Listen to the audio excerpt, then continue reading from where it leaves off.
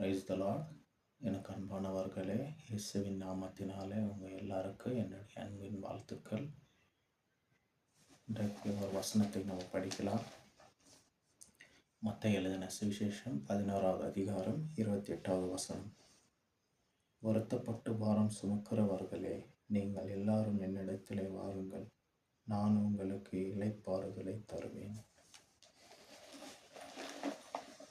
இந்த வசனத்தை கேட்டுக்கொண்டிருக்கிற எனக்கு அன்பான சகோதரனே, சகோதரியே, தெய்வ ஜனங்களே, உங்கள் வீட்டில் கடன் பாரங்கள் இருக்கிறதா? சமாதானம் இல்லாத இருக்கிறதா? தனிமையில் இருக்கிறேன், எனக்கு யாருமே இல்லைன்ட்டு நினைக்கிறீங்களா? நீங்கள் எல்லாரும் ஆண்டவரிடத்தில் வாருங்கள், அவர் உங்களுக்கு இளைப்பாறுதலை தருவார்.